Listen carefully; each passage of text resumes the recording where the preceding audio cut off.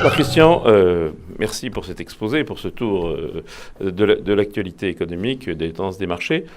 Alors l'exercice final, un achat fort. Alors, j'ai deux valeurs en tête, si vous me permettez. Oui, pour la rentrée 2, c'est bien. Voilà, c'est bien. Et puis, il ne faut pas mettre tous ses œufs dans le même panier. Alors, il y en a une qui est formidable, qui répond à une question de croissance, qui répond à une question de dollars, de bénéficier de la croissance aux États-Unis, qui a une technologie formidable, c'est Dassault Systèmes. Et je crois qu'on a là réuni les ingrédients de ce que l'on cherche à acheter aujourd'hui. Vous la payerez toujours cher. Oui, c'est une valeur qui est toujours chère. Donc toujours cher. Chaque moment de faiblesse est certainement à mettre à profit. Ça a été le cas au mois de mai ou juin, je ne me rappelle plus, où vous avez sorti un problème de chiffre d'affaires qui était en décalage.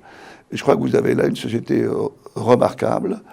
Oui, c'est un leader mondial. Donc c'est... Leader mondial.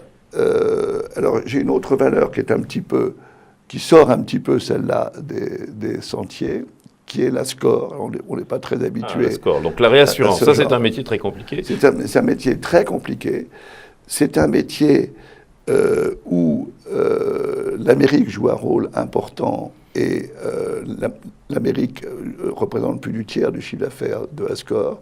C'est une société qui est remarquablement gérée et qui n'est pas très chère, puisque, alors que les sociétés comparables en Suisse ou en Allemagne se payent à peu près de l'ordre de grandeur des fonds propres, la Score a une décote de plus de 20% par rapport à ses fonds propres. Donc, un bon rendement, donc une bonne alchimie. Une bonne alchimie. Alors, une vente, un arbitrage, un secteur où une valeur à éviter dans la même logique, si je rajoute l'effet pétrole, je vois que le secteur pétrolier n'est pas mon secteur privilégié et que les grandes pétrolières vont devoir diminuer leurs investissements et donc les valeurs parapétrolières souffrent. Attention aux parapétrolières qui ont été jouées, mais peut-être même surjouées il y a 1 ou 2 ans, et donc attention aux parapétrolières. Ouais. Et un joker, pour finir. Alors un joker, on aime toujours des valeurs qui sont un peu compliquées ou en restructuration. Et je crois qu'on a Air France, qui va bénéficier de la baisse des taux, puisqu'ils sont endettés. Ils vont bénéficier de la baisse du pétrole, parce que ça représente, je crois, à peu près le quart de leur chiffre d'affaires, des achats de pétrole, même si ils sont hedgés pour un petit moment.